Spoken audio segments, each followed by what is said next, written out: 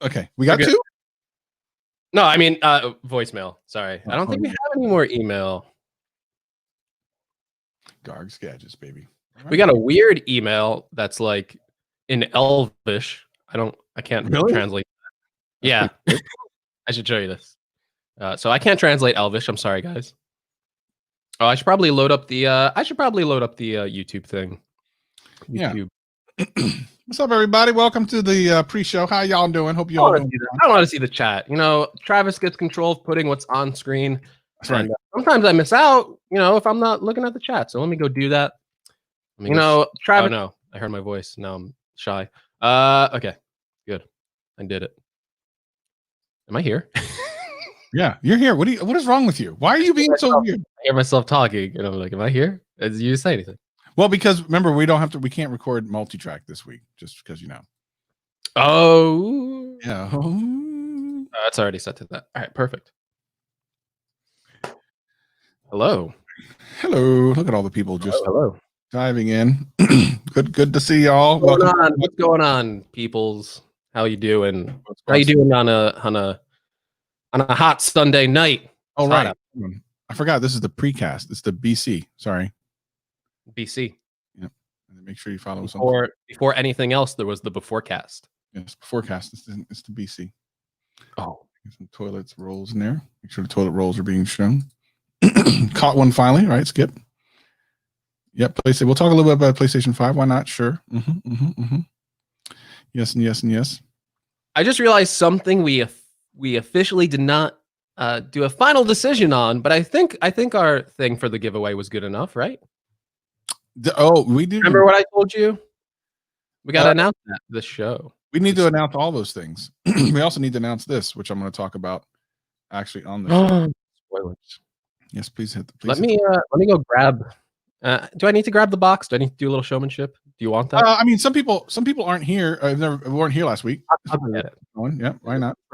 You have to show the custom headphones as well. We got custom hats this week. We're going to ask if you guys are interested in buying custom hats. I'm going to wear this once the live stream gets going.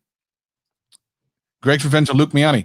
Yes, actually, Garg's Revenge is going to happen on Luke Miani later today. I am getting my revenge on Luke. Yeah, that will be later today. I will get my revenge on Luke no matter what. That's right. Is that how you spell his name? It's almost like Miami. I think you misspelled it, Dads, but that's fine. Yes, he will have his revenge. Don't you worry. Luke Miami. If you're watching this, you're in big trouble, buddy. Oh my gosh, bro. He's definitely in trouble. Yeah, the hats look good. I'm pretty excited about him. Travis said I could eat on stream. Is that allowed? Is or is that too unprofessional?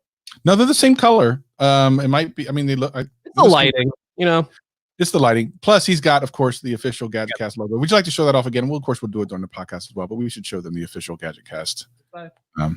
There it is. Look at the official GadgetCast Soundcore Q10s. You can only get them nowhere because they are official tissue. You could win in the giveaway. You could. Do we know how to do that? We'll do that on the show. We'll talk about that on the show. I mean, yeah, we know how to do it. Garg Squad in the place. Where is everybody? They should be here by now. Shouldn't more people be here by now? I think we're canceled. We canceled ourselves. How did that happen? How did we get canceled? Because we're supposed to be starting live. Hurry up. It's like 2:00. Hurry up. Go get your thing. What thing? Oh, when are you supposed to get the box? I got that. Oh, okay. You got it? Okay. Hold on. Let me send out the tweet. That's why people aren't here. Oh, yeah. Didn't you say you could schedule tweets now? You can. I've been scheduled last Saturday and Sunday. When those tweets went out. I need to schedule tweets for GadgetCast. Kentville? Yeah, Apple canceled Gadget. Let me tell you something. After they were de-ranking us for that. Oh, don't even get me started. What rank are we now? It's the end of the week. We're probably way on the bottom now, huh? Yeah. Let me take a look on Chartable or whatever it is. See how high we got this time. Y'all need to leave more stuff on our rankings. Oh, wow. In South Korea, we're 79th. When we went down 17 spots, we actually would be higher. So it looks like this past week in the United States, we are really far down, but we hit 93rd this past week, which is lower than what we've hit previously. We need you guys to leave us more comments and download more audio podcasts, please. BurgerCast. Greg always cancels the viewers. Are you about ready, buddy? Yeah, I guess so. Let's do this, man. I'm gonna leave this here. This is when I finish the podcast. This is all mine. Ooh, delicious. Okay. Wait.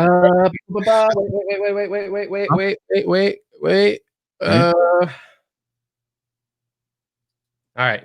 Give me the signal. Doesn't matter, right? Okay. Yeah, it doesn't matter. And well, I mean, I'll record it too, but it doesn't matter. But let's do it anyway. In 3, 2, 1, record.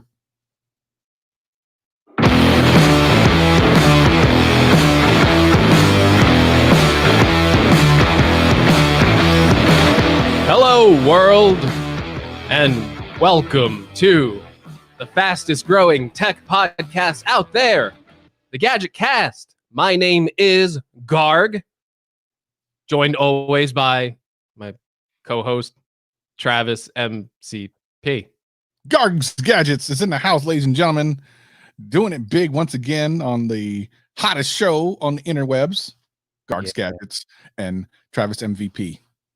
Yeah. Oh man, Travis. It's been 1 week, and man, what a week it's been.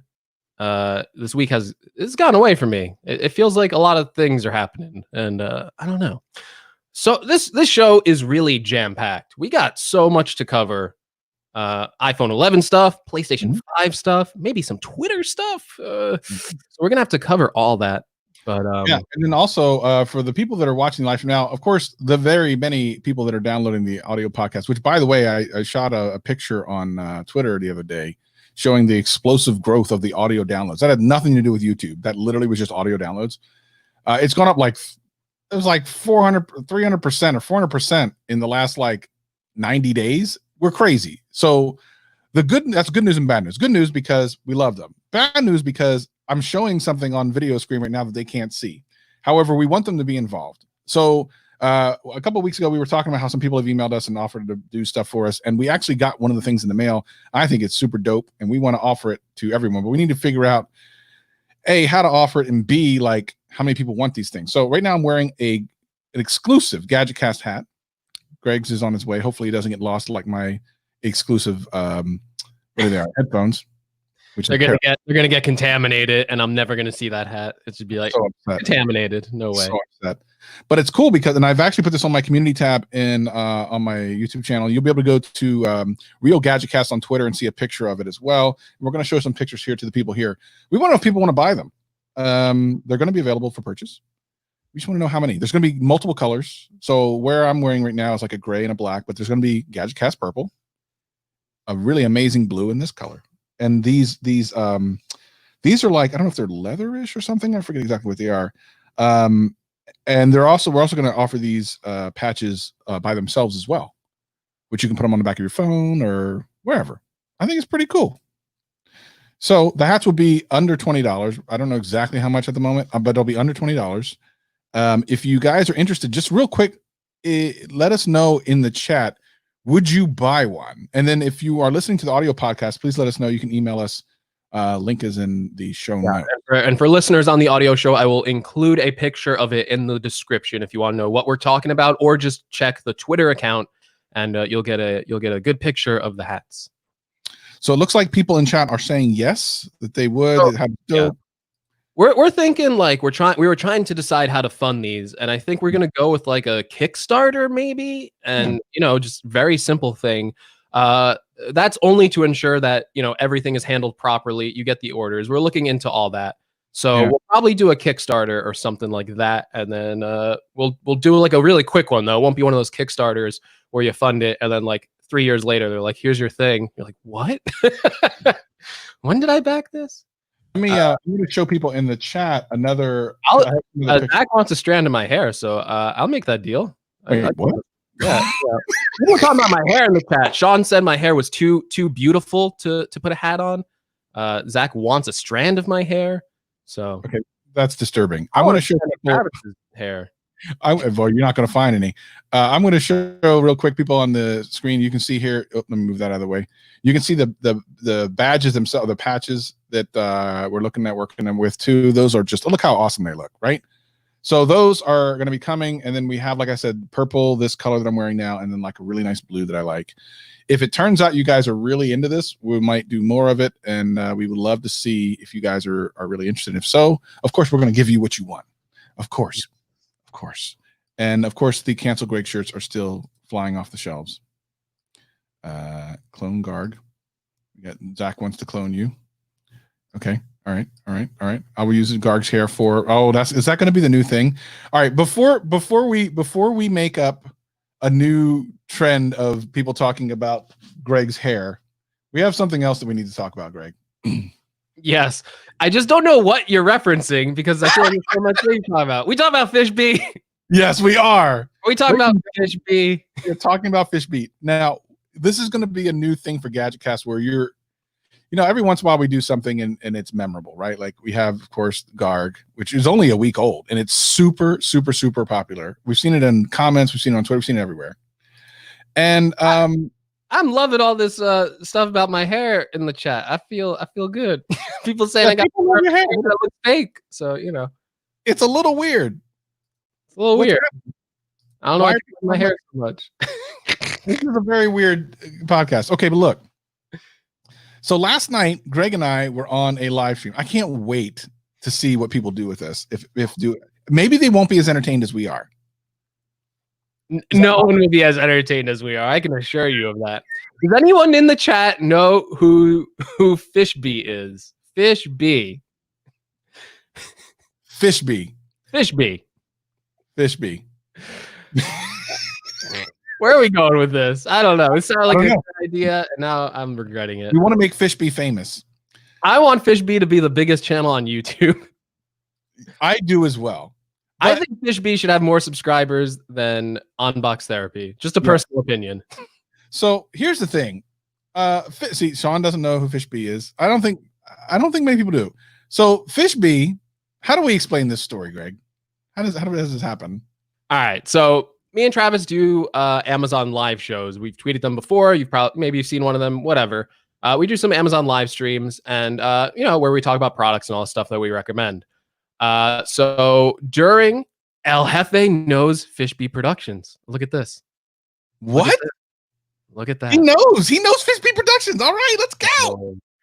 So we do these streams, and we had someone in the Amazon live stream chatting with us. His name was Ryan. Ryan, if you're watching the show, we told you the link and everything. So shout out to Ryan from Amazon Live. We appreciated you hanging with us for that whole stream. But we asked Ryan, who is your favorite YouTuber? And Ryan said Fish B. So I was like, Fish B? Never heard of Fish B before. Fish B's a tech reviewer? So we looked up Fish B, and Travis and I really liked what we saw about Fish B. And we also thought it was a heartwarming story because this was a guy named Ryan who had he knew a huge list of YouTubers like Linus Tech Tips, Unbox Therapy. And he said this guy named Fish B was his favorite YouTuber. And Fish B, for reference, has about 20,000 subscribers, whereas these other YouTubers have multi-million subscribers. So we thought that was kind of heartwarming that he liked this channel so much. And it was a smaller YouTuber, which is awesome for people like me and Travis to see, because we were talking about it back and forth, and I'm sure Travis sees these comments. I get them sometimes where it's like, oh, Greg, I love your channel. It's the best one. It's my favorite. And I just can't comprehend it. I'm like, my channel's the best channel? What are you talking about? So many other better channels out there. I'm sure Travis gets the same comments. Travis has a bigger ego than me, so he's probably like, of course I'm the best. Pretty much. So, but anyway, Fish B. Do we show a screen share of this? Yeah, we should, because the reason we like Fish B so much is because of his name, right? Obviously, is the name. You have to go to YouTube and type in Fish B Productions because, first of all, it is literally a fish bee. It's a bee. It's also a fish, which is hilarious. Hold on, let me go ahead and share the screen for the people that are watching the YouTube video. Fish bee. A fish bee, which is awesome. And then what's really cool is his intro has the thing buzzing around. Here it is. Can we play the intro? Right? Sure. Play the intro. I don't have the audio though. Hold on. Let me go back. Actually, no. They're not sponsored. They're not approved for sponsorship. Yeah, hold on. Let me do this. I have to re-add the thing so you can hear the audio from this screen. You know what? It's fine. Don't worry about it. Okay. Anyway, it's funny. It's funny. Fish B. Just show the. We don't have to play the sound. Just show the animation. Yeah. All right. Okay. We don't need the sound. We need Fish B. Okay. Hold on. Messenger rooms. So usually I get on here and I cancel YouTubers like Luke Miami. I haven't heard anything about him since I canceled him. True. But for Fish B, I don't want to cancel him. I want to do the opposite of canceling. What do you call that? That's a shout out. Oh, shout out. So I want to do a shout out of Fish B Productions. Look at it. That was so awesome. Let me see it again. Let's rewind it. If you could hear this. Look at that. It's so awesome. Fish B. Fish B. Let's go. He's on Twitter, everybody. Dude, everyone follow Fish B on Twitter. Subscribe to Fish B Productions. I'm putting the call out there. I want Fish B to be a 1 million subscriber channel. I want Fish B to get more subscribers than me. Like, yeah. I legitimately mean that. So subscribe to Fish B. Yeah, it's Fish B Prod on Twitter. Fish B Prod on Twitter and Fish B Productions on YouTube. So that's our random shout out of the day for no good apparent reason. I love Fish B. Fish B, and we couldn't stop saying Fish B yesterday. I don't know why. I don't know. Because it's the guy. Listen, I love that. Listen. No disrespect to Fish B. I literally love that this guy has such a high production value for his logo and his intro. But I am also at the same time very confused with the decision of Fish B. It seems like these two things should not go together. I want to know I want a documentary on Fish B Productions. I want the whole story. I want Fish B on GadgetCast. I'm going to get that to happen. So you should make Fish B come to GadgetCast. Fish B! All right. People say I look like Woody from Toy Story now. I don't think that's a good comment. People are complimenting me. Now they're saying I look like Woody from Toy Story. So Woody was the popular one. So anyway, we have some real things to talk about. Yeah, we do. I've been talking nonsense for 11 minutes. So this is why the listenership is lower this week. Butterfly squirrel. That's great. Trav Garg. Why people say my name sucks? Saying, hi, thanks to Trav Garg for introducing us to Fish B. Trav Garg.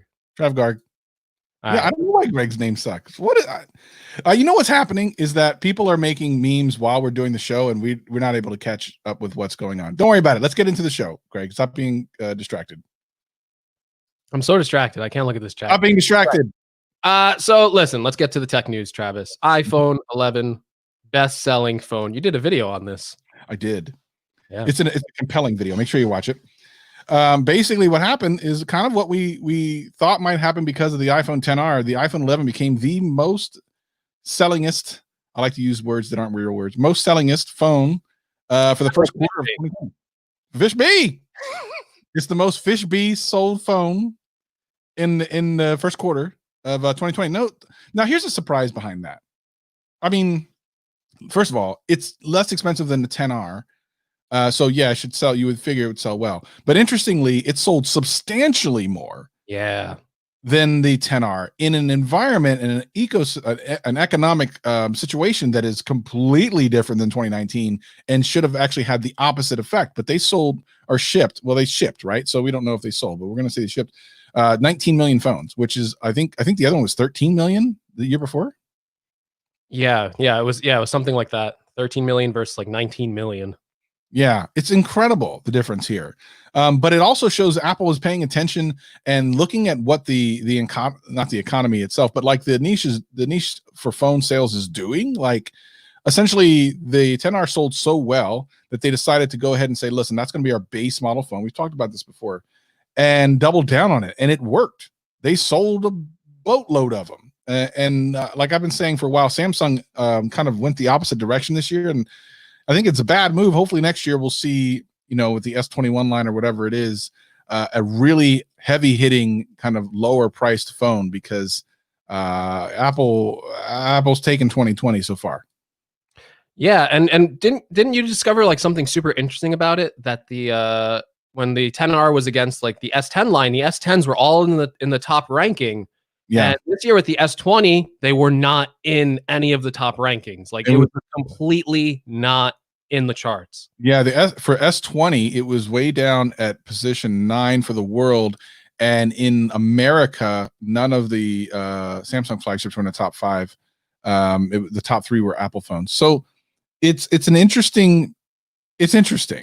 In America, though, we're very Apple heavy. We're Apple centric. Apple sells more phones than Samsung in America. But it is really interesting. How the year previous Samsung kind of followed suit with the $750 S10e, yet this year went the exact opposite direction. Very strange. Yeah, and there's also, I mean, tying this together with Samsung and everything. We'll go back to the iPhone topic in a second, but you also did a video on the S10 Lite, which we kind of agreed was a weird naming strategy where we kind of thought like maybe make something like the S10 Lite and call it the S20. Now, most normal people would know like the $700 S10 Lite or whatever. If you called it an S20, the normal people would go, "Oh, I'll get that phone." But everyone in the tech industry would go, "Oh, I'll go get the S20 Plus because that's the better one. That's the one for me." But it also draws people in. The reason why I think these like light versions aren't selling as well is because people don't inherently want to know that they're getting the light version of a phone. They see like it's kind of like a bad naming thing. It's like, oh, that's the light version. That means it's not good. There's something missing from this phone. Even if it's a great phone, your initial reaction with a name like that is something's missing from this phone. Oh, wait, the S21's too much money. Oh, man. Oh, this iPhone 11, it's the 11? It's the main one? Oh, it's $699? Maybe I'll get this one instead. Mm-hmm. Yeah, the name Lite was terrible for this phone because I actually really, really, really liked that phone. Actually, it was my favorite Samsung phone that I've played around with this year, which is kind of weird to say, but I think it's a lot of times it's my enjoyment of a phone has a lot to do with how much I would have to pay for it. And that some people will say, well, it's not fair. You need to look at the phone itself. Well, the barrier to entry is whether or not you can afford it or how much you're paying for it. So at that point, expectations raise. At $500, the S10 Lite is crazy good. Crazy good. So I got to be honest. That's the phone and that's the direction I think they should go. I hope that they will. I saw someone in the chat asking, do we think the Note 20 will be as expensive as the S20 Ultra? And I suspect that it will be because that product was actually being developed around the same time as the S20 and doesn't have enough time to pivot to a less expensive version. Like it's too late. The phone is probably done or darn near done. And they're not going to be able to pivot into a less expensive version of it at this point. It's way too late, unless they just don't do one this year, which we know they're going to. So it will be darn expensive. It always is. Yeah, that's the problem. A lot of these phones and products in general, and Travis and I were talking about this with the iPads earlier today. It's funny. They're just planned out so far in advance that it's kind of hard to shift something once it happened. I think it's also a result, and maybe we'll see this play out in the next couple of years. It's also a result of these competitors kind of chasing Apple. Don't forget, the iPhone 10 was the $1,000 phone. I know that I personally thought that was going to be the default choice going on. I thought they were going to try and get us to spend $1,000 on every phone that they came out with. And the 10R was a surprise to me. And then the 11 being $699 was an even bigger surprise to me. But if you're an Android manufacturer, if you're following Apple's lead going, we need these $1,000 phones to compete. If you don't know Apple's internal plans to eventually get those price points down lower, I think that's how you see the line of the S20 being in the way it is. I think if you could put like a fly on the wall, it would be like, wait a minute, we thought Apple was going to shift to all these $1,000 phones and maybe even go higher, but they just kind of did like a complete 180 and went, nah, actually, this is the normal one, the 11. So Miguel says, do you think the iPhone SE will break the iPhone 6 sales record? That's a great question. I think that the iPhone SE will sell stupid amounts of phones. But the question is how many? I don't know, because the thing about it is the people that phone specifically appeals to are budget conscious people. And I don't think that currently, but really budget conscious people are worried about a phone at this moment. If economy was different, maybe. It's a really hard one to tell. I'm unsure, to be honest. I think the normal 11 will sell better than the SE personally. I think that number one, because it was the first one out of the gate, so people already bought it, right? Like you said, budget-minded people right now might not be looking for a phone. Also, it's most people aren't looking to spend too much money right now on anything. Even if they had the money for an SE, maybe they're like, well, maybe I'll wait another year. I also think that there's enough benefits going over to the normal 11 that even if you aren't the most tuned in consumer, a lot of those benefits might be immediately apparent, especially as people start to go back into Apple stores, if they start to open up again, and as you have people talking to you about different benefits. I think there's a lot of features in the 11 that people will appreciate and then justifiably spend more money to upgrade to. So I still think the 11, and I did a video on this reviewing the 11. And yeah, that was kind of my conclusion. Like, the SE is a really attractive price point and it gets a lot of things right. It's a great phone, don't get me wrong. But the battery life and the low light camera performance and just, the more full screen design, people like bigger screen phones. I think the research has proven that out by now. All those things in combination, it's definitely worth the extra $300 even today. And I still highly recommend the 11 for maybe most people, because battery life, everyone loves battery life. So it's one of those things that's really easy to point at and go, hey, this lasts like all day. The other one, you might have to charge it sometimes. So let's real quick, because we've been talking about the iPhone 11 quite a bit over the last couple of weeks. Let's talk about the PlayStation 5. We're going to see some stuff this week about it. I don't care. If I even bother getting. No, shut up. Don't disappoint Brian. Hush. If I even bother getting another console, which I don't know if I will, but if I do, it's going to be the Xbox Series One X. I'm an Xbox dude. I usually have both consoles, but this past year, where I've realized that I don't have enough time to play games anyway, I just got rid of the PlayStation. Xbox is on this world. If I want to, I could literally, I'm on my computer right now doing this podcast. I literally could bring I got a controller right here. I can stream from my Xbox to this monitor over here and play while I do GadgetCast. Can you do that with your PlayStation? Wait, say that again. Can you do that with your PlayStation? Do what? Sorry. Oh, you weren't listening. I'm sorry. That's just like a PlayStation owner to not listen. Anyway, why don't you tell us about the PlayStation 5 and what people are going to be so excited about? Wait, what was your question? You said exactly. Something. Pay attention, PlayStation lover. Why is this? I really want to answer your question. Well, go ahead. Go tell us about the PlayStation. Jeez, Travis.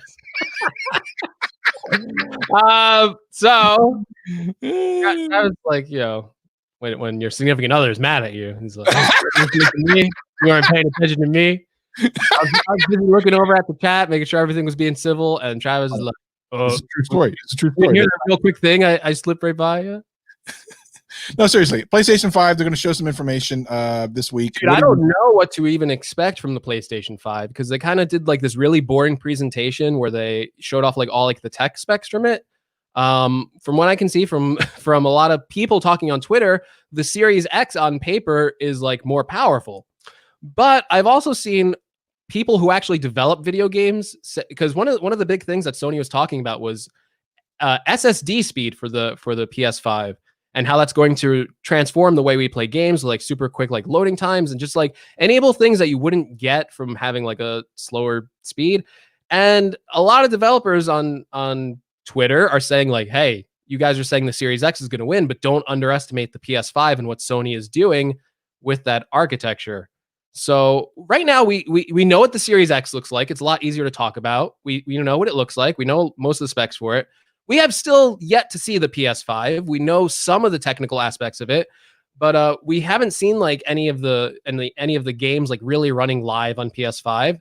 We, strangely enough, we've seen the controller, which looks very interesting. It's definitely moving away from the older DualShock design, and they're also incorporating like better haptics into it. They're calling it like DualSense, which I am super interested in, by the way. It's one of the reasons I still really like playing on consoles, is because I do kind of like the haptic feedback the controllers provide. And when I am playing like PC gaming, when I'm using like the mouse, I don't know, it just kind of feels like it's like less cool to me. I'm like, but I still like PC games. So yeah, I really don't know what to expect with the PS5. There's a lot of like promises. I don't believe any of the like they're saying like 4K, 60 frames per second, like guaranteed. These console makers have made promises in the past of like the PS3 and 360 being full HD 1080p machines. And most of those games, if you go back and look at them, they were running at sub 1080p, like somewhere in the middle between 720p and 1080. So it really depends on how good these games look, I guess, and how well they can run assets. If you know anything about PC gaming, you know it's even a struggle for PC games, unless you have like a really maxed out system, to hit 4K 60 frames per second. It's pretty demanding at times. Yeah, it'll be interesting. Microsoft had to come out this year on fire because last time they got kind of caught unawares by the PlayStation 4 and lost that battle last time out. So they came out aggressive. I'm glad they did. Better hardware specs right out the gate. Really were aggressive, so much so that I believe they forced Sony to have that press conference. Basically, Sony didn't want to sit around for weeks not showing anything off. I don't think they were ready, because if you watch that press conference, it was just a bunch of slides they could have slapped together in an evening meeting, right? Like they did that because Microsoft came out and was like, look, here you go, Austin Evans, come out and check this stuff out. A bunch of influencers go check it out, and showed off some real, like that was obviously part of their marketing strategy, and Sony was caught completely unaware. And this is Sony's version now of that, now trying to even one up it more and show more gameplay. Yeah. So we don't know the price point for the Xbox Series X yet, right? Yeah. So do you love this standoff war that both of these companies are clearly having, where they both do not want to announce the price first? Because if you know your history of PS4 versus Xbox One, the big mistake that Microsoft made is, I think they announced first, if I'm getting this right. I think so. They announced it. It was weaker than the PS4. They focused a lot on the Kinect with those camera controls that, frankly, like no like real like gamer who was buying a Xbox One really cared about. And they priced it at $500. And also they had this really bad marketing strategy in the beginning where they were saying you can't share games, you need to have a constant internet connection. And then Sony comes out and goes, our console's more powerful. It's $400. And yeah, of course you can play a game when it's not online. And they just won everyone over instantly. They're like, oh, that's the better console. So they're in like this weird standoff now, because I think whichever console costs less, I think will win, because they're both very similar. They're going to have the majority of the games on these are going to be the same, right? There's very little first party exclusives nowadays. But I think it's going to be pricing. Whoever has the lower price, I think is going to be the victor. It'll be interesting to see. Later this week, we'll find out. And the next GadgetCast, we'll talk more about that. Of course, if you're new here, we're GadgetCast, baby. Make sure you check us out on Twitter, Real GadgetCast, audio, all of your audio streams, all your podcast streams, GadgetCast. You can go to gadgetcast.net to download the audio. And of course, youtube.com/GadgetCast. Now, last time we were on, matter of fact, someone's literally just talking about this. Why do people keep asking about this? What Why do are people asking? What do they want? What do people want in the chat for me to talk about? Do they want me to address this issue any further? What do you want? So for the audio people who can't read what's on the screen right now, ADDS is asking Grog's revenge on Luke Miani. If you missed last episode, you need to go back and listen, as Greg tried to cancel Luke Miani because he felt like Luke has, great content. I think I was really unclear what you were trying to say. What were you saying again? Oh yeah, people want it. All I said about Luke was that his content was great and he was really smart, but he didn't acknowledge me in my super chat and he just kind of glanced over me. So I don't care that his content's better than mine. I still want him canceled. I think everyone should just flat out cancel him and refuse to even mention his name until he comes on GadgetCast. So that is true. That's a good point. So a couple of things behind the scenes, like we actually were considering, by the way, Greg was actually in charge of trying to get Luke on the show weeks ago, and it just never followed up. For anyone who follows the show for any length of time, everyone knows when I give Greg a task, he drops the ball more times than not. And that's okay. We've come to love and really adore Garg, which, by the way, we do have to thank Luke for that, because there would be no Garg without the Luke live stream. That's another thing. So now, I mean, you can't cancel him. He created Garg. I don't know how I feel about that. I think that Luke still needs to be canceled. And Luke is furious on Garg, is what the chat is saying. What do we give? Cancel who shall not be named Luke. So let me ask the chat. Should we ask Luke Miani on the show? Gadgetcast, please tell us in the live stream as you're watching. Should we have Luke come on? Would that be a dope thing to do? Should we have him come on and try to cancel Greg? Please tell me in the chat. We'll see what people say. If people say yes, then we'll reach out. I don't know what's going to happen. What do we say?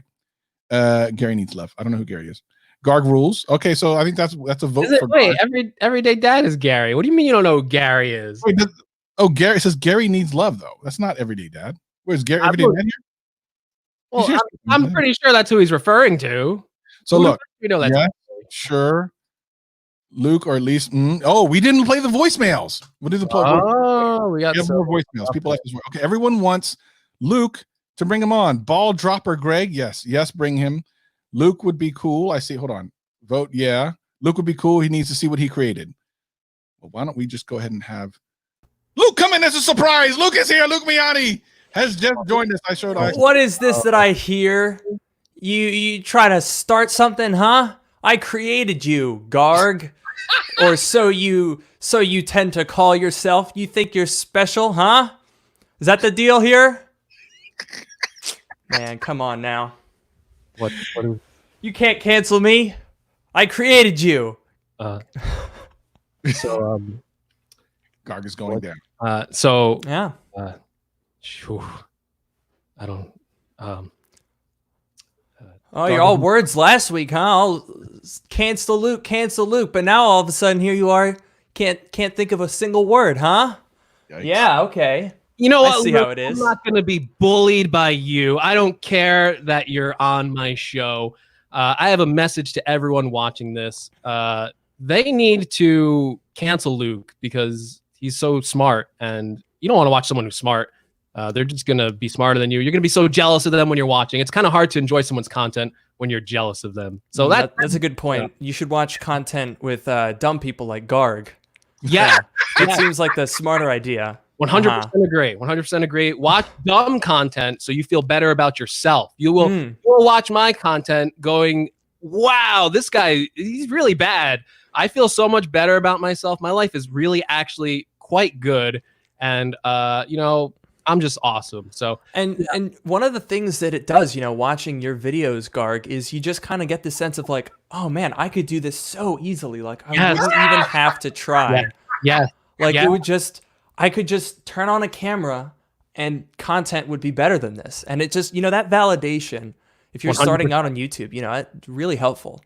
It's really helpful. When you watch Luke's channel, here's a guy who takes like this busted MacBook that's like bent beyond control, and he like fixes it up and repairs it, and he's like, look how great this MacBook is. And when you watch my content, you're like, this guy's talking about like the iPhone and its notch and it's getting smaller, and it's like, I could do that. So yeah. I agree with Luke. I think we're coming to terms here, Luke. I think we're actually like each other now. Yeah, honestly, I have to say, I think the beef might be settled. Well, the beef has been settled already? Shenanigans. Ladies and gentlemen, it's Luke Miani. What's going on, Luke? How you doing, buddy? I'm doing well. How are you guys doing? Glad to have you on. Doing good. The crowd has gone nuts. The chat is going. They were rest in peace, and they were saying cancel Garg. They were saying the fight is over, ladies and gentlemen. Shenanigans. That's right, ladies and gentlemen. The fight really is never over, but it's an armistice of sorts. Yeah. Yes, this is like the demilitarized, North Korea, South Korea. We've been at war for the past. I feel like you're North Korea in this case. I just got to put that one out there. I got the hair like my man Un, so maybe. This is the 38th parallel, as Jeff is saying in the chat. So maybe Luke's like the Soviet Union. I'm like the United States. Maybe that's a better comparison. Or the other way. It could be. Each side has nuclear weapons just pointed at each other. I maybe have more. Well, depending on history, maybe the numbers go up. Sometimes maybe they go lower. Sometimes one person goes ahead. Sometimes, I'm just noticing Garg is stumbling. Looks like the reviews are not in your favor here. Well, yeah.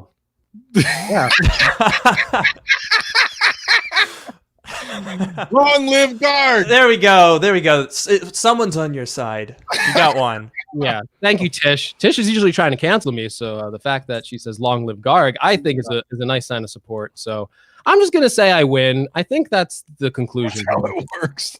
That's exactly how it works. Yeah, you could definitely. Luke's on our show. I'm not on his show, so I think that's a victory in itself. I mean, by definition, I suppose you're right. Yes. Yeah. Already on By Guard. definition, I am right, and as we all know, definitions are very important. Oh, Saturday Night Tech Fight. Yes, that would be awesome. So Luke, for the three people who might not know who you are, real quick, can we talk a little bit about your channel and why Greg and I have been watching your content for a long time, and we're really, we're fans of yours, and we Thank think you guys. you're a cool dude. So we wanted to get you on the channel. I'm really happy that you're here. Let's talk a little bit about your channel. For people who don't know, tell us a little bit about your channel and your background. Well, I've been on YouTube. Actually, this August will be 10 years on YouTube. Not a lot of people know that. It's been many different channels and not very successful content. But for the past couple of years on my current channel, I've been doing mainly like Apple videos, used stuff, upgrading, repair content, that sort of thing. It's been going pretty well lately. And yeah, it's a lot of fun. I love doing YouTube. I've been making videos since I was able to operate an iMac, and yeah, I mean, it's just a lot of fun. Well, so what got you into the repair portion? Because that's what you're known for, is buying like not just repairing, but sometimes refurbishing, sometimes just reviewing purchases on eBay and stuff of used and what's a good deal. Like I've watched a lot of that stuff to figure out what a good like MacBook price would be. How did you get into that? Yeah, so the first, I mean, the way that I kind of started on that path was pretty much the way that I started gaining like any visibility on my channel was like 3 years ago. Yeah, 3 years ago, my brother was wanting to buy a MacBook, didn't have a ton of money, so I bought one on eBay that had a dead hard drive and upgraded it with an SSD and made a video about that. And that was the first time that I kind of saw success with a video.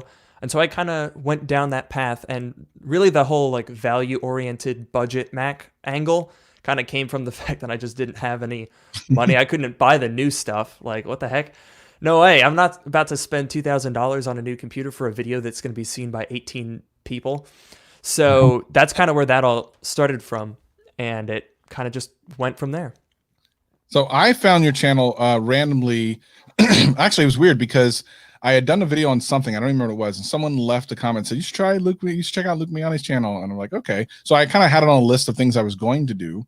And what ended up happening was I was doing research for a new series, which I ended up doing, which is the Amazon Renewed series. And I came across your channel and I was like, okay, let me watch this. And it actually really inspired that series. Like I had an idea, but it became kind of crystallized after watching your content and seeing that, giving people value on older tech was a really interesting topic. So I've got a lot of great feedback on the Amazon Renewed series. So I feel like that's such a cool kind of topic niche to be in, is to find older hardware that's still really good for today, because there's tons of it out there. Yeah, it's not something that people really talk about. Like in the tech space, there's, what's new, what's next, what's current, but you don't really see a whole lot of discussion of older stuff. And I know, at least for me personally, I had not really experienced or been able to afford new tech in a lot of cases. And a lot of people don't even necessarily want to buy new tech because, why would you spend $2,000 on your MacBook Pro when you can get a used one? And so it was just kind of an angle that I didn't see a lot of out there, but I think is pretty interesting. So that was kind of where I came from with that whole idea. I'm glad that you enjoyed that and inspired for your Amazon Renewed series. Yeah, super dope. What has he inspired you to do, Greg? Garg's Gadgets? Well, like besides be a hater.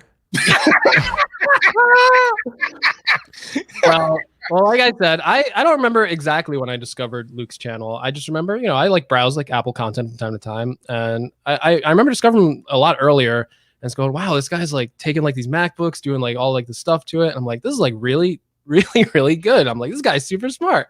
So I started watching him for that. And yeah, I've been a fan ever since, just silently lurking, waiting to start my beef though, because he's so smart and I'm jealous. Just gotta wait to get that in there. Yeah, I want to be as smart as Luke, but it's like I'm not smart. So sorry. You're going to college, right? Yeah, I'm currently going into senior year at college. So only another. So what's the plan right out of college? Just continuing YouTube stuff? Or are you going to do whatever you're going to school for, or what's the deal there? Yeah, so I study PR and marketing. So I don't know. I don't necessarily want to be a full-time YouTuber. I just I'm a social person, and doing YouTube is a lot of fun, but you don't get to go out and meet a lot of people very often, at least if you're trying to make like lots and lots of content. So for me, I think it's probably going to continue to be a side thing, but definitely want to continue doing that for sure. See, it's a lot of fun.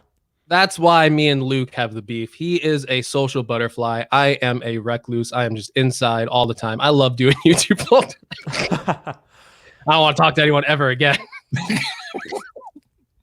That's awesome. That's awesome, man. See, I always see like these like younger people who are like, I'm like Luke is like doing like amazing right now. Like, what are you like near 108,000 subscribers? Yeah, like 179. 179. Yeah, 180. Yeah. So Close he's enough. like, Close enough. 180,000. Yeah. Rounding up here, people. It's 200,000 subscribers. Luke Miani, check him out.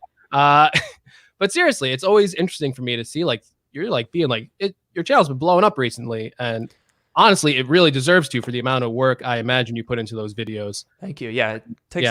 I put in 11-hour days every once in a while. There you go. Most of my viewers have been like, I posted a poll the other day because I started my channel in 2015, but I posted a poll and most people, like probably 80%, have been there for like under a year, something like that. Wow. Which I suppose makes sense when you look at the numbers, but yeah. When did it start to tip for you? Like when it was like, oh, we're on the roller coaster and it's starting to rocket fuel up and starting to go? Probably like May of 2018, because that was the first time that I had a video that went like to 100,000 views in like a week or so. Wow. I had it happen before, but it took a while. But that was the first time that I had that sort of rapid view, and then subscribers were increasing, and that was sort of where I was like, okay, all right, I might actually be able to do something with this. Yeah. And which I like to ask everyone who does this, because I think it's funny. Greg has his own kind of funny story on this, but where's like the strangest? Well, two questions. Number one, when was the first time you were recognized in public? What was that like? And then, if you've had more than one, what's the strangest place you've been recognized in public? Ooh, that's a good question. I haven't been recognized too much. The first time I got recognized, this might not be exactly a surprise, was in an Apple store. Of course. by the genius that was helping me out with a butterfly keyboard replacement. So probably the least surprising place for someone like me to get recognized. But yeah, so they I think there were actually two of them. He called his buddy over. Oh, that's cool. And it was actually like much more recent than you would think. It was like last October, something like that. Oh, wow. Yeah, so it was pretty recent, and I had never really, because I've always been kind of private about the YouTube stuff. I don't bring it up a whole lot with people that I meet. Just because I don't want to be like one of those like, I have a YouTube channel, I'm an influencer, give me attention. Like Greg. Like Greg, yeah, exactly. That's me 100%. Every time I go anywhere, I go, hey, everyone, guess who? Get out of my way. I'm an influencer. That's right. Part of the line for me, my pre-order's in. I'll make a video on you if you don't give me priority treatment. True. Very true. Oh, man. Have you been noticing anywhere weird? Like you just totally were not. No, I haven't been noticed anywhere weird. I'm trying to think back. I don't know. There might have been a few just like weird, like at a store, someone like, hey, I know you, but not really anything weird. I haven't been like approached by any cringy people. They're like, hey, give me a free MacBook. Oh my God. But I bet you got a ton of those emails. Oh gosh, all the time. You guys probably got this stuff. Any tech YouTuber, you get the free, give me free stuff emails. I mean, if we weren't going through a pandemic right now, I'd personally be outside your house going, hey, can I get that? Yeah, I mean, there would probably be a line. Yeah. Speaking of that, because you mentioned this in a live stream, you don't actually keep a lot of those laptops. What happens there? No, yeah, a lot of people tend to assume that I just have like a warehouse full of MacBooks, like some weird expensive hoarder. But no, I don't keep most of them. I kind of have just a rotation, you know. I keep them for a couple months or something like that, and then another project comes along, I sell an older one, something like that. I do end up with like some of the real old stuff, like the polycarbonate MacBook, where it's just not even worth the bother of selling it, you know, after eBay fees and stuff. So it just sits on a shelf. But for like the nice stuff, the newer stuff, I usually only have like 4 or 5 MacBooks at a time, and then they rotate out. But, you know, people are always like, well, you know, if you have a 2017 5K iMac, that's kind of what I'm looking for. I want to start a YouTube channel. I'm like, I don't just have a warehouse full of stuff lying around. People overestimate how much tech YouTubers have in their houses. Well, not me for being such a famous influencer as me. I got it all. So if you have a warehouse, Garg? Yeah, if you need the 2017 5K iMac, I got it. If you need the 2019 one, I got it. You need the 21.5-inch 2013, all yours, all yours. Luke, have you seen the video where he actually bought the $1,000 Mac stand? No, I have not. Did you buy the Pro XDR stand? Just the stand. Yeah, it's perfect. Just the stand. It's perfect. It's beautiful. I centerpiece right in the hallway with that nice exposed VESA mount thing on it. Yes. Oh, you can you could take your Apple Watch, you can hang it right on there. It magnetically. Yeah, not charge it or anything. You know, no, I just use it as a stand. Yeah. You know, sometimes the wrists, you know, I have frail wrists. They get a little bit tired, so I need to just kind of rest it on there. Is that the? Yeah, just rest it on there. It holds the Apple Pencil pretty well too. So, you know, I think it's a perfect stand for those things. Highly recommend it. 10 out of 10. Unbox Therapy just did a video on the Apple stand. He's a little bit late. I already did it. So he did the same thing. Just now? He just did it just now? That's a little surprising. Pretty recently, yeah. He did it like, I think this week, where he just like bought the stand. You know, he didn't say anything. He just unboxed it. And I don't know. I feel like I did that video like a couple months ago. I don't know. You know, I mean, sometimes that's the thing that happens with smaller, medium, mid-small channels. That's, I don't know. What are we? We're all kind of like medium small. Come on down to Garg's Warehouse. Thank you, Becky Carter, for that super chat. I consider myself the biggest channel. I don't know about you guys. But we often like, you know, you'll make a video, you're really proud of it, you get a lot of stuff right, and you're like, oh man, I'm really proud of this. This video is gonna do well, and then it gets nowhere near as many views as the bigger channels. Yeah. Well, luckily for me, I'm not proud of any of my videos, so that helps. You know, that's a benefit. For sure. If you don't care about your content, then you can't be disappointed when it sucks. And I feel like that's the best way to go about YouTube. Don't be proud of your content, and you'll never be disappointed in it. Exactly. You will never get that. I mean, there is a kernel of truth in what you're saying, as with most of the things on your channel. There, like a lot of people, when they reach out, they're like, well, oh, I want to start a channel. I want to be a full-time YouTuber. That's right. I've always been like that. You know, don't start a channel with the assumption that you're gonna be a YouTuber. You know, make the content that you want to make. Don't really set any expectations and just kind of see what happens. If you don't set yourself up for success, then if you fail, it doesn't really phase you as much. Yeah, true. It's absolutely insane. That I mean, I started mine with a phone. Started my YouTube channel with a phone. Yeah, me too. Yeah. iPhone 6S. There you go. That was my starting camera. I didn't. I had a Sony A6000. It overheated all the time. I wish I started. Always flexing. Jesus. Settle down. People want you to buy the wheels, Greg. Gardner. Nah, I'm good. I thought about it. But wouldn't the wheels make? Because like if you put your watch on the stand and you don't want to take your watch off the stand, that's right. You could move the stand itself. I feel like that could be convenient. I'd have to do like a custom video. I'd need you over here to like drill some holes in because I'm not, you know, I got. Oh, I don't do prefab stuff. I stick to if it can be done with a screwdriver, then I'll do it. But I don't do any drilling. Yeah, but you know, even so, I feel like you're better with your hands. I got some like dainty hands. They've never seen a day of work in their life, so I feel like Luke comes over, you know, drill some holes in the stand. I mean, you just got to buy 14 iMacs and really get working on them. That's how you build up the knowledge. Literally. Yeah. Well, you know me. I'm not building up any knowledge. So I think we invite Luke over. We do a collab. He does all the work. I take all the credit. You know, standard stuff here. Works Sounds for like me. that sounds like an effective strategy for you. CF's asking, what do you think about Spotify starting videos like YouTube, the damn Joe Rogan contract? Basically, looking for podcasts. They can sign us if they like. They can sign us. We'd be happy to sign with Spotify. Feel free. And then, I'm sorry, YouTube, we're done. Well, you did not talk about this with me. Spotify, you can keep your money. I don't want any part of it. Garg's Dainty Hands Gadgets. I like it. That's right. That's your next shirt. Real quick for the people that came in a little bit late. First of all, where is half the crowd is not here this week? I am disappointed. If you're listening to the audio podcast, we wanted you to be here live because you just missed the most amazing, incredible Luke Miani RKO out of nowhere on Garg's Gadgets. Really missed opportunity for those people. Incredible miss. Maybe last show they really did pick a side, and they're just like, "I'm not showing up because Greg was." No, right? Maybe they Oh, I didn't think about that. Maybe you've effectively canceled yourself. well, that would not be the first time. We've talked about this on the show. He has effectively canceled us at least one time. So yeah, where the Garg fans at? I don't know. For those of you that are looking at my hat and wondering if you can have one, yes, you can. We are going to start. Miani sounds like a luxury brand. It does.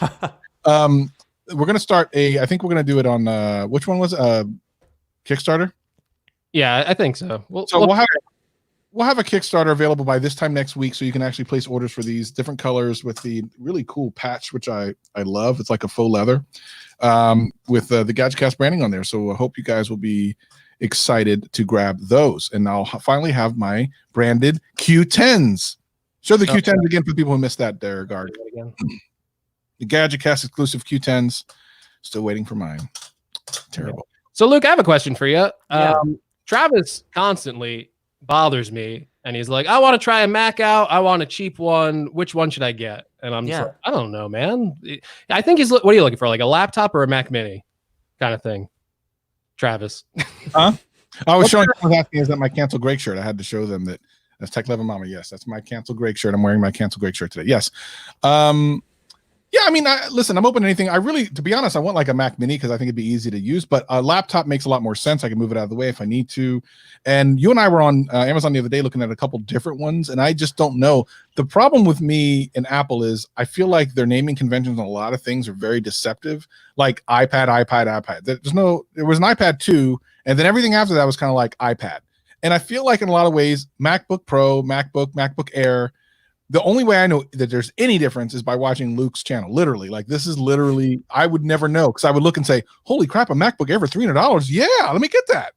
I would have no idea that was a terrible thing to do. So, that's what kind of allows people. I've made a bunch of videos over the years. That's what kind of allows people on eBay to just kind of take advantage of people because if you don't know, they've been making the MacBook Air for 12 years, the MacBook Pro for 14 years. If you don't know the difference between all of them, besides like you can maybe visually identify an old one from like those way back for the unit models in the good old days, you can probably identify those. But a lot of people, you're not going to necessarily know the difference. You're going to see MacBook Pro for $1,000. That's a good idea, not knowing that it's 8 years old. So yeah, and there's also like as far as the Mac Mini you mentioned. Mac Minis are kind of a tough spot because they just haven't gotten a lot of love from Apple in the past couple of years. So you get this like weird gap where like the 2014 model just sucks. It's just they're all dual core Haswell things. They're just the most boring little crappy computers that are way too expensive. And the 2018s are good, but they're still really expensive because they're the current model. So I'm thinking, if you're looking for a budget, like what's your price point really? I'm looking at bang for buck. And to be honest, like I was looking to do another Amazon Renewed series video, and I kind of wanted to do something that was, that at the end that hopefully I'm going, yeah, this is a pretty good deal. So I guess the budget is essentially something under $1,000 that's at least reasonably. I don't need support for 5 years, but support for 2, 3. If I agree with Miguel in the chat. He says get a used iMac Pro, Travis. I think you should get that. Yeah. If you could find one of those for under $1,000, you'll have outdone me at my best. Those things are still up in the threes, even for the low end ones.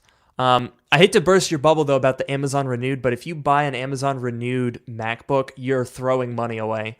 Yeah, I have never seen a good deal on a Yeah. MacBook on eBay I or agree on Amazon. Never I once. agree with that. Yeah, yeah. It boggles belief. I saw a 2015, which by the way, if you're looking for bang for your buck, you should go for a 2015. Those are Okay. the best. They're Okay. right around 1,000 for the dual graphics ones. Those are your best bet. Okay. But I saw one of those on Amazon that was listed as a renewed product for more than it originally cost in 2015. It was like $2,800 for a $2,600 computer 5 years ago. I don't understand where these people are getting their information from, but someone's got to be buying it, right? Someone's out here throwing money away. What a shame. It's funny because my Renew series on phones has been great. As soon as I wanted to go to iPads, it immediately fell apart. Because even iPads are priced wrong. Renew. You can get the 2018 iPad Renewed for more money than it is new. The iPad Pro? No, just the iPad. Oh, just the normal. What is it? The 5th gen? Yes, this last one, the 7th gen. Oh yeah, that one. Yeah. Okay. Yeah, So that one You came can out. literally buy it new for less money than people are selling it for used. You know, that iPad, it was $329. It regularly goes on sale for like $250, $279, and Easily. like we're selling it for like $300. And it's like, what are you doing? Yeah, I actually just reviewed that. As part of one of my recent videos. It's actually a really great iPad. Yeah. For that price for a new iPad, I don't know. People should not be selling them. The problem with that is because it's new and because it's so cheap. People can get away with ripping you off because like no one's willing to sell a brand new current gen iPad for less than $250. That's like crazy. Totally. That would make sense. Do you know about Fishbee? Me? Yeah. I mean I do now from watching your stream. Bro, and your shout out of him. Fishbee. Fishbee. I like Fishbee. I think he's better than me. So Yeah, so Jeff is saying the iPad Pro is even worse. Prices have gone up on used iPad Pros anything by $100. It's crazy nuts. There was a time I tweeted about it a couple of weeks ago, where Apple put some 2018 iPad Pros on their refurb store, and they were cheaper refurbished from Apple with a 1-year warranty in the box, everything, basically a brand new product. It was cheaper to do that than buy it used on eBay. On eBay, not Amazon. Wow. I could not find an iPad Pro that was less expensive than Apple's refurbished store. Obviously, they sold out really, really quickly. Of course. But yeah. the 2018 Pros have just not budged in pricing. They're almost 2 years old. They just haven't gone anywhere. Never buy Escobar, Genosis. I saw that whole mess. Bro, and here's the thing. I would have no part of that. I don't care if you're MKBHD or Mr. Who's the Boss, who Aaron is really cool. I've done a collab with him. He's a great guy. Yeah. But is the minute that the word Escobar came, that thing would not enter my house. Sorry. I've watched. Yeah, I certainly wouldn't make a video on it. That's just kind of feeding the beast. Negative. Would not happen. I'd be like, nope, don't know nothing about that. I saw Narcos. Nope. Yeah. Dude, I mean, I watched both MKBHD's watched both of their videos today. It was good. They're definitely doing a great job of analyzing it. And when Aaron kind of just peeled the back of it off, I mean, it's just so weird because you kind of wonder what's their end game. What are they trying to do? Yeah. Because obviously, okay, 3 times maybe they're still getting some people to just throw them some money and then run away with it. But like, what's your long-term plan here? What are you gonna do? Because eventually, people aren't gonna be falling for this. The media attention dies down. You can't just rinse and repeat forever. What's their plan? It's weird. I don't know what their plan could possibly be. It's just weird. Very weird. Weirdest phone of all time. Real quick. I mean, it's just a phone with some stickers on it, really. That's exactly what it is. Did they think that people would fall for it? I don't understand what their end game. I mean, clearly people did fall for it, but it's just such a strange way to do business, quote unquote. I feel like it's just like free promotion at this point. Like, here's our name. Everyone talk about it. That's it. Like, I don't think they're actually. I don't even know if they have any plans to sell them because unless they stole a bunch, and that's. I mean, I guess right. Probably. So like brand recognition type of strategy? I think so. I mean, I guess that could make sense, but like the problem is like if you're trying to raise brand awareness, your brand has to do something. Something. Like you can raise awareness, but if you don't have an actual brand that besides like, oh, now I remember Pablo Escobar. All right, cool. See you guys. Like they don't make any money from you just being like, oh, I remember them. True. Good guy. True, but I feel like the Escobars maybe just want to hear their name and stuff, you know, like maybe it's Pretty more expensive way to do that. Not if they, you know, found them somewhere and put some stickers on them. Oh, that's true. They definitely found them somewhere. Yeah. Here's a really relevant question for you, Luke. I just saw in the chat. Let me find it. It is because this is kind of making rounds in the news. Apple increased the price for upgrading the 16 gigs of RAM to $200 for the 13 Pro. What do you think about that? I tweeted about that. A lot of people like that tweet. I was so mad. I don't know why they did that. I mean, I'm assuming it's supply chain shortage. That's probably anything like that at this point in time. Supply chain shortage can really be a burden, but it's really unlike Apple to increase their prices. I'm not surprised about $200 for 16 gigabytes of RAM from Apple, but given that they had it at 100 before, which I think is a pretty decent target, it just doesn't make any sense as to why they would give up such a small, like, they're not making a ton of profit on RAM upgrades from the 13-inch MacBook Pro. Why bother charging that? They're still making a profit charging $100 to go from 8 to 16 easily. RAM is not that expensive these days. Hey, it was a price correction. Renee Ritchie is in her chat saying it was a price correction. It was discounted before, and now it's the same as the Air upgrade price. Interesting. I mean, I was definitely like when I saw them put it at $100, I was really impressed. Yeah, because they've been doing $200 for 16 gigs for years now, and when they made it $100, which has been there for a while, it's been a couple of weeks that it's been at 100. I was like, oh, good. That means they're kind of getting with the program in the same way that they don't 128 gigabytes on your $1,300 MacBook Pro. They finally doubled that. I thought, okay, finally they're making their RAM price is reasonable, but it is just very strange.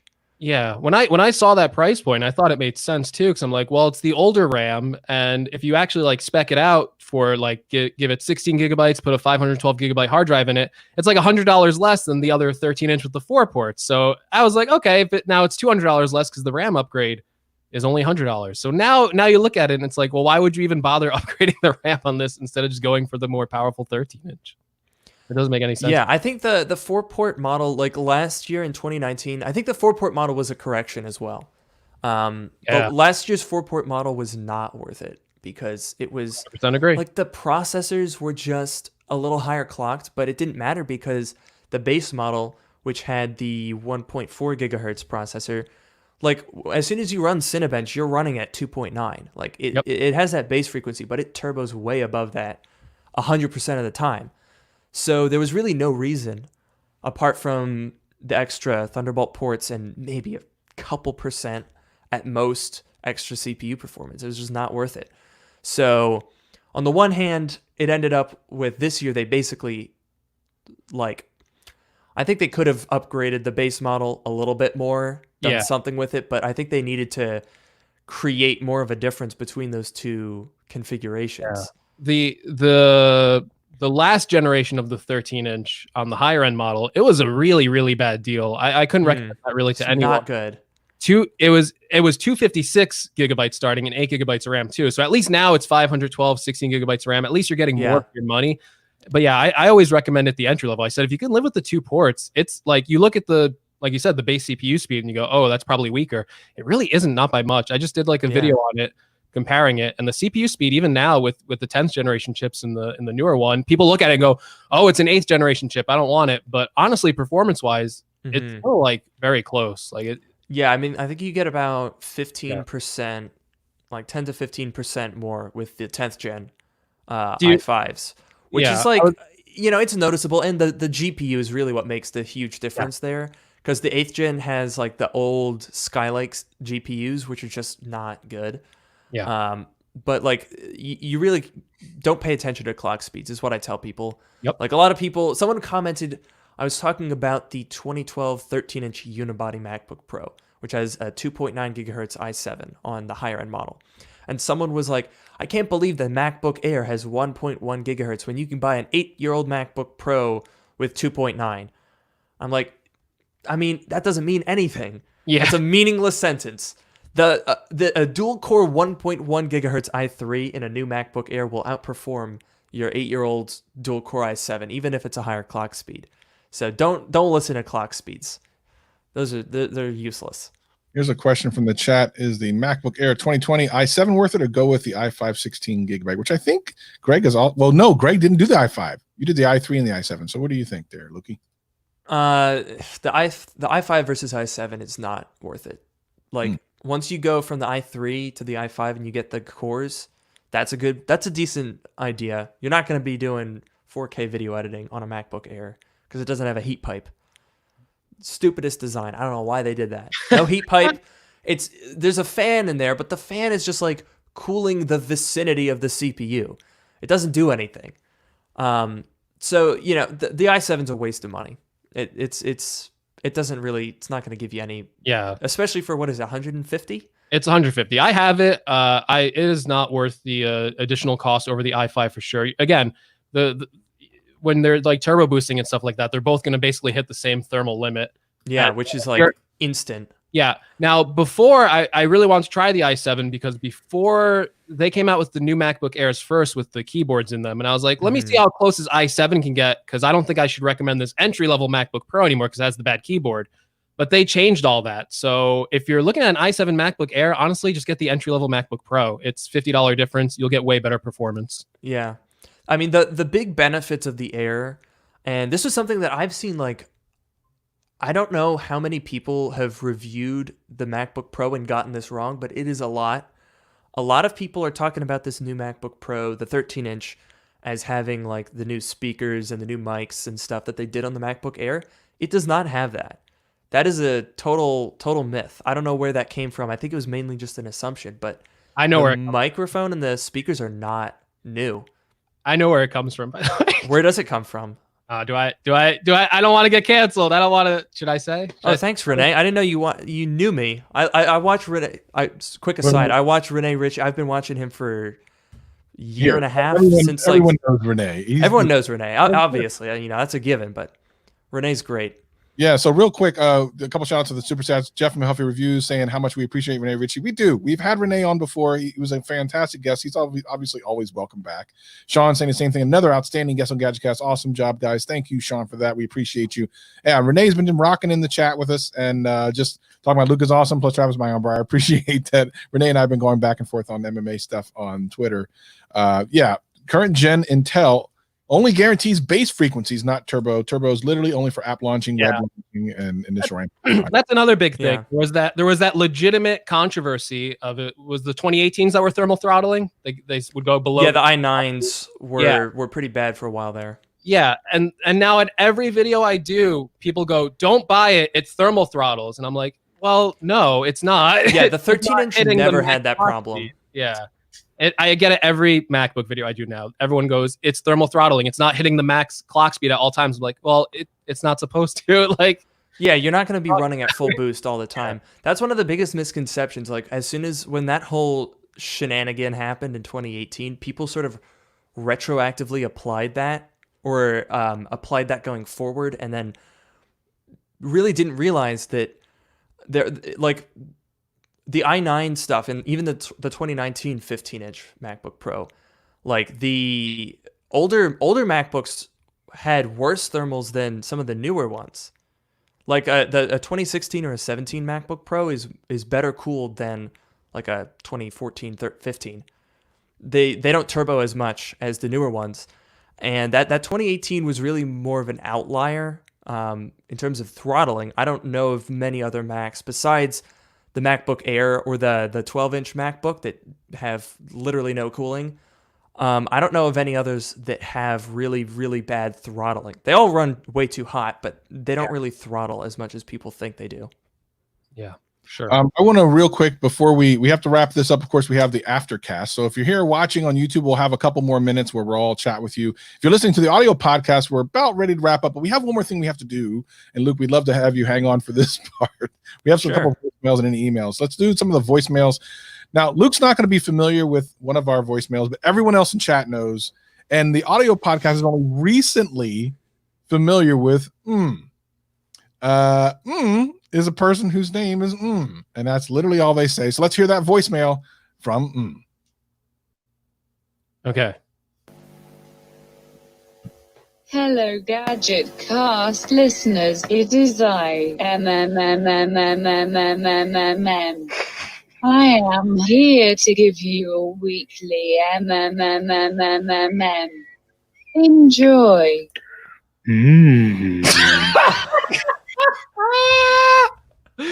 Oh, that got me. I was not expecting the... Where did they find the worst sounding robot text-to-speech voice I've ever heard? It sounded drunk. What was that?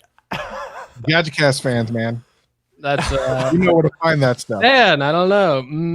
Thank you for the voicemail. We appreciate you. I think. I don't know. We got another one, I guess, right? From oh my god. Hopefully it's better. What's up, guys? This is James from Corpus Christi, Texas, giving a shout out to Travis and Greg. You guys did an awesome Sunday. I love your show. My son loves y'all's show. Keep up the good work. We love talking about tech stuff. Keep up the good work, guys. We'll see y'all next time. Thank you, James. Appreciate that. We appreciate I think he was talking more to Travis. Yes, indeed. Oh, obviously. I mean, because think about it like this. Without me, it's a podcast with Greg. I mean, really think about that for a moment. Yeah, I agree. That's agree. rough. Yeah, that'd be bad. You wouldn't want that. What would I be doing here? Just like talking, like, hey guys, how's it going? It's Greg here. See, I already want to leave. You did that for like 2 seconds. Hold on, let me try it again. Hold on. All right. Let's see if this one's better. Hold on. I'm doing my own podcast now, so I gotta get my intro queued up. All right, so this is the Greg podcast.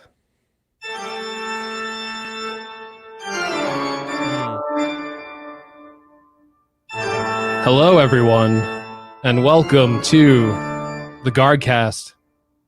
I'm your host, Garg, joined by no one.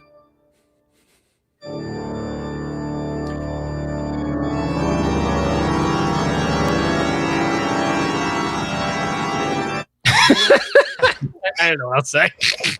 That was much better than the first one. Thank you. I really enjoyed that. When's episode 2? I would listen to that podcast 100%. Yeah, just for the we just did. Yeah, you literally just did. All right, for everyone who's listening on the audio podcast, you'll be able to find more information. What about the giveaway? We doing that? How are we doing that? Do we know what we're doing? Yeah. So listen, we got a pair of these custom GadgetCast headphones. We're going to be doing this giveaway for at least a couple more weeks. So don't worry we'll announce it at the beginning of the show next time. We forgot. But we're basically giving away the custom Q10 headphones to a GadgetCast listener. One of you lucky people can be just like me, not like Travis because he didn't get his yet. So sad on him. Travis and I want to make this as open as possible. So we know we have a mixed audience of people on YouTube, people who download the podcast through the audio show. So we were trying to think of the fairest way possible to open it up to everyone. So I think rather than doing it based on YouTube subscribers, because then it wouldn't be fair to the people who subscribe to the podcast, because we don't know who that is. You can't find that information. We think we'll do it 3 ways, just so it's fair. Either leave us a voicemail, right? Leave us a voicemail. Obviously, say your name and stuff like that in the voicemail, or send us an email to the email in the show notes, or give us a tweet on Twitter, because that's probably the easiest way to do it. And then we need like a hashtag, Travis. You got a good hashtag? Are we having them do something special or just sending an email that's blank? Because that would be terrible. Tell us why you love the show, right? There you go. Give me a good story. Thank you. Yeah, give us a good story about GadgetCast, and Tell them why you want to cancel Garg. There you go. No, that will. I mean, the headphones are in my possession. You're gonna get a lot of entries now. The headphones are in my possession. I will be solely judging these myself. So say something nice about me, and you'll get them 100%. So. That seems like an abuse of power. No, I think it's totally fine. I cleared it with the FCC themselves. They said it was cool. I could do it. Well, there you go. I'm sure. No. Send whatever you want. You can say cancel Garg. I love cancel Garg, so do it. Go ahead. I'm really honestly quite happy that I was able to contribute to the Garg movement. Unwittingly, I had no idea. Yeah. But, I'm glad that I was able to be a part of that. What should we just have? Should we hashtag GadgetCast headphones? Does that work? That's a good idea. Hashtag like that. GadgetCast headphones. Tweet it at real GadgetCast, or just use the hashtag. I'll find it. Yeah, because he's the one that's going to be in charge of this. And as you know, he never drops the ball. So this could be interesting. Anyway, Luke's channel will be in the link below and the show notes, all the things. And we thank him very much. Thank you, Luke, for coming on the show. We greatly appreciate it. Really I'd be happy to come back sometime if you guys you want should to have absolutely me. come back. We think that you even out Greg. So we definitely need you to do that. Well, me and Travis are going to have a very, very, very private discussion at the end of the show. And I will be deciding any future appearances. For Luke. So thank you for coming on. We'll see. We'll see. Yeah. Okay. Well, we'll see. We'll see if you can handle round 2. Okay. The audio podcast is over, but of course, if you're here on YouTube, hang tight. The aftercast is coming at you. We'll see you next time.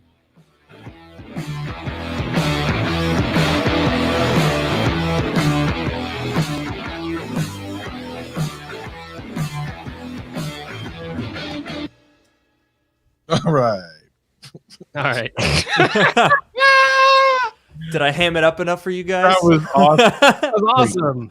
Oh man, I wasn't expecting it. I was like, So good. Well, isn't that kind of the point? It was. I was supposed to take you off guard. Yeah, I know. It was so good. great. It was good. Very good. Very good. Yeah, I man. mean, it's all real. It's all real. Yeah. Uh-huh. Luke, Yes, it's all real. We are all, you and me, Garg, we really go at it. yeah. I cry myself to sleep sometimes. There's 3 evil people in this world. Mhm. One I will not name because I don't want to get demonetized. But Good followed note. very closely by that name is Travis. And then at third is you. So Wow, so you've got kind of 2 for 3 here of most hated individuals. yeah. This is awful. This is awful for me. Just being surrounded by the people I hate most in life. I know that must be a tough feeling. Oh yeah. Harder than you can imagine having to co-host a podcast with someone you despise. So, Luke, if you want to fill in for Travis and replace him, 100%. I think people in chat were saying the opposite, Greg. I know, yeah, but I did see more than a few of those comments. I think the whole chat was saying, what's this Greg guy doing here? This Luke guy is better, and you should have him on the show. I don't know Correct me if I'm wrong, Garg, but isn't it your creation? Is this like your idea? No, to be fair, it's equally mine and Travis's idea. And Okay. Yeah. Well, either way, you're being voted out of your own company. So I guess you're kind of like the Steve Jobs of this situation. yeah, I 100% agree. I am the Steve Jobs. Kick me out. You'll be the Scully, and then I will eventually come back and bring us to glory. I will invent the iMac again. Let's do a little Q&A real quick. Okay. Here's a question for Luke. What do you think about what's happening in the Apple stores around the world with the news lately? They just only tried to reopen. So in other words, like some of them are being reclosed today, as a matter of fact. Mm-hmm. What do you think about the reopening of Apple stores? We don't want to get too political or anything, but your thoughts are welcome. Yeah, I mean, I think I'm not too familiar with the way that they've been reopening because I haven't heard too much about it, but I mean, I think it's a little soon. I think it's a little soon for stuff to be reopening. I live in DC. We just had our stay-at-home order lifted, which, is a little bit mixed. Virginia, which is really close to DC, obviously, has been going up a lot lately. So I don't know. I think it was wise of them to open some of them just from a customer service point of view, because I don't know if you guys have ever had any experiences with them with Apple support, either on the phone or over their web chat, but they suck. Yeah, Greg knows. Oh yeah. Oh my God. I had a MacBook that was kernel panicking, right? Pretty simple diagnosis. You know, I literally just wanted them to run a diagnostic test so I could figure out what the problem was. Obviously, I'm not going to pay Apple to repair anything. I've never given Apple a dime for a repair, and I'm not going to break that streak. I just wanted a diagnostic test. And I was on the phone with them for 6 hours just trying to get there. Just like, did you reset the PRAM? I'm like, yeah, obviously I reset the PRAM. I like walked them through everything I did, you know, fresh installs of everything a million times, erase and reinstall the operating system, all the resets, all the troubleshooting. I do it all. And it just takes so long to get through. And then they still try to charge you before you even send the computer in. They're like trying to get you to pay $800 for a logic board replacement that the computer doesn't actually need. And it's just ridiculous. They claim they never heard about the keyboard, the butterfly keyboard replacement program. Oh my gosh. This person was like, "Oh no, I've never heard of that." I was like, "What are you talking about?" Yeah, in-store, that is kind of the silver lining. The Genius Bar is great. They will take care of you. Yeah. The phone support will stomp on your grave. Yeah, I recently had an issue with phone support for this most recent iPad Pro. The first one I had, it would like flash like a purplish pink screen and just like crash all the time. Yikes. Yeah, it was awful. And, you know, brand new out of the box. And I was just like, all right, Yeah. let me call up support. Let me try and get a replacement, like Expedia it to me. And then they were like, can you reinstall iOS on it? I'm like, that's not the issue. This is like a hardware issue. And I just went through it like multiple times. I did it for them and like nothing was good enough. And then they're like, all right, well, I guess you can return it and then we'll send you a new one. And I'm just like, can you like send the new one like right away though? Like I'm going to return it. But you just like send the new one because I want it quick. And they're like, no, we need it first because we want to see if we can repair it. And I'm like, yeah, but it's brand new. It just came out. Why don't you just send me a new one? I'll give you this. No. And I'm just like, all right, but I'm in my, you know, I just got it. I can just hit return and order a new one. Should I do that? And they're like, do that. And I'm like, thanks. Yeah, Like, they're very strange.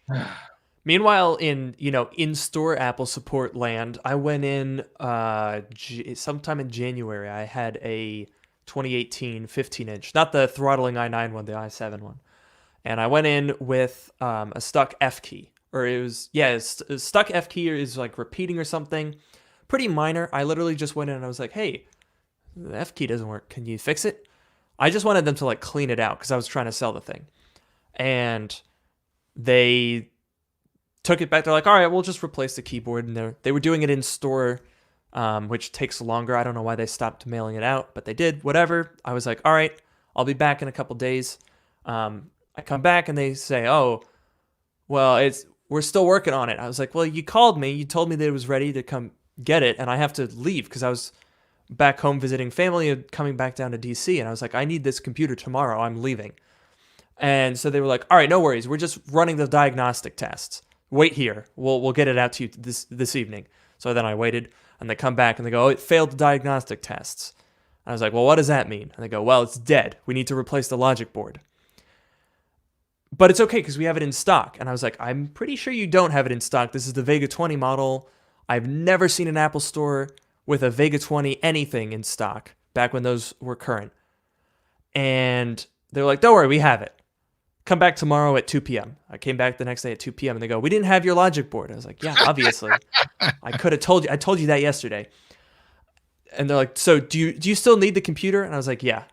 So then they just were like, all right, you know what, whatever. And they brought out a brand new i9 16-inch MacBook Pro and they just gave it to me and were like, here, have this. Hey now. So that was a good experience. Yeah. Obviously, it wasn't great that they messed it up so bad and somehow managed to demolish the computer. But Apple Store, the in-store, they will take care of you, and you know that human connection really makes a difference. yeah, I had a couple in-store Apple issues. One of them was like the 2015 iPad Pro smart keyboard. They actually had connection issues at one point, and they did like an extended program on that. So we just came in and they just like gave us a new one, which was great, very easy.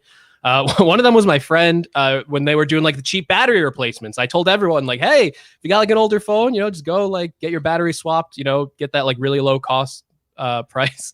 My friend went in, they broke his iPhone when they did the battery replacement, so they just gave him a new iPhone. Oh my God. I mean, there's been the in-store repairs, especially. I've been very, I've had a lot of people break my stuff before. I had an iPhone 7 Plus where the the gasket that holds the screen on was just leaking out the screen. It was just like the rubber was just gooey mess coming out of the screen. It was disgusting. And I took it in and I was like, can you like fix this or something? And they're like, yeah, sure. We'll just take the screen off and replace the gasket. And they came out and they broke 3D touch. That it had no 3D touch on the screen anymore. And it was like 8 p.m. as the store was closing. And I was like, can you please go fix this really quick? And they're like, oh God, yeah, let's do it right now. And I literally stood in the store without a phone. I had nothing. I was just standing there as like the janitors were like vacuuming and all the employees were leaving, just waiting for them to put a screen on my phone. Jeez. We have some questions from the chat real quick. Luke, I have a 2014 fully loaded MacBook Pro 13, battery issues and possible memory issues, worth putting money into or wait for upgrade? See, the problem is once you get, battery issues, if it were just a dead battery, you can buy a whole top case assembly for $60. Do a bit of, go on iFixit, get a build guide, swap it out. Takes an hour or two. Totally worth it. If you have memory issues, that's a bit rough.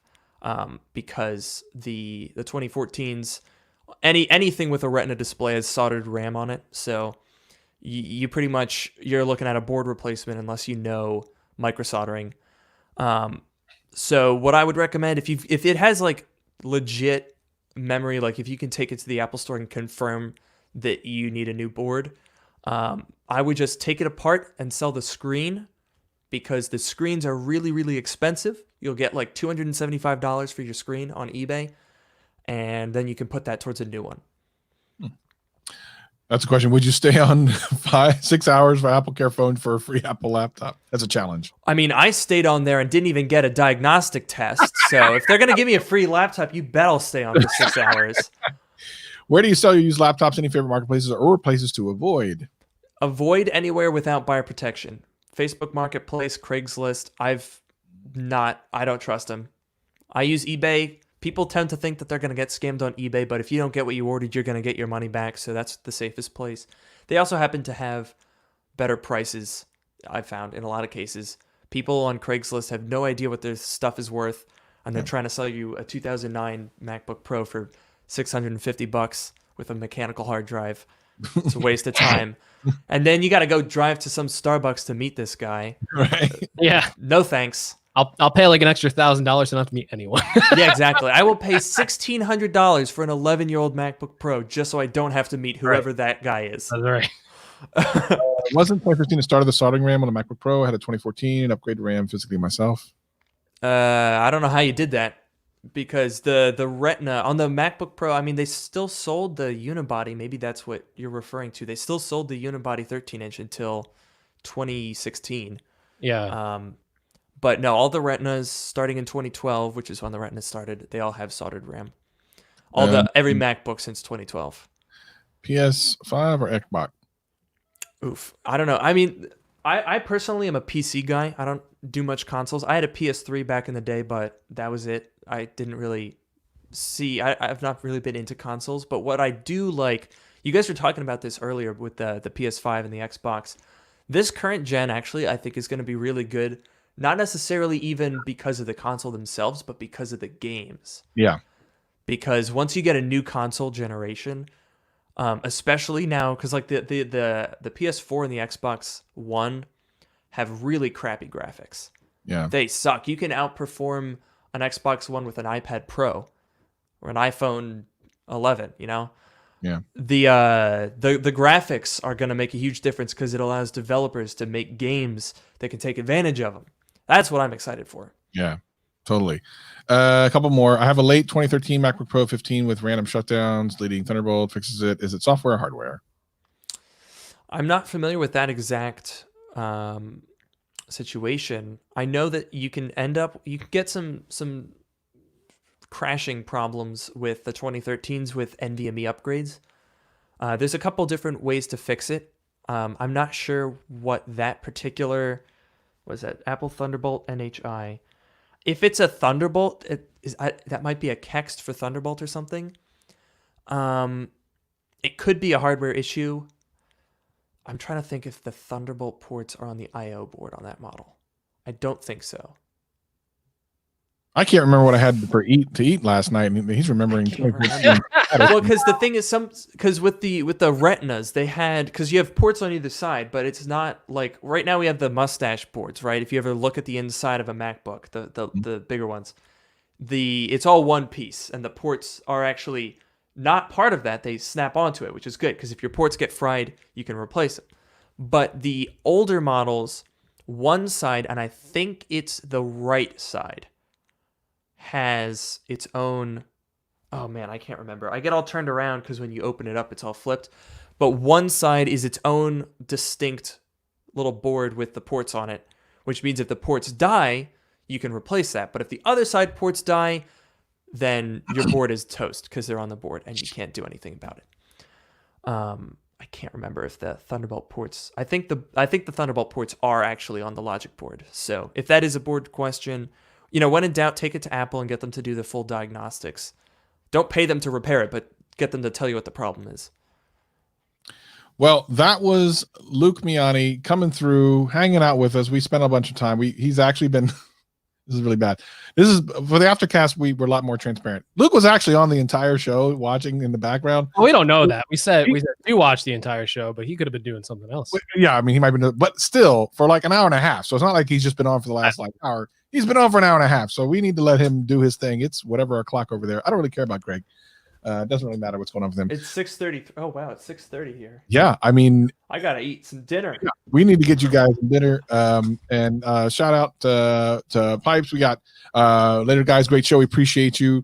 Of course, next week we'll be doing some fun stuff. So thank you guys for joining us as always. We greatly appreciate it. Make sure to check out Luke. Please do this. Luke's a great guy. Really came in and committed to the Gadget Cast fun shenanigans that we did. So we definitely want to thank you, Luke, for 100% great acting by Luke. Doesn't hate me at all. Loves everything I do. So 100% really good. Good job. I'm in the notification squad. I watch every single video to completion, and I watch all of the ads, even if they're an hour. Thank you. Appreciate that. Yeah, I'm sure. Anyway, see you guys next week. Peace and love. We'll see you next time. Bye.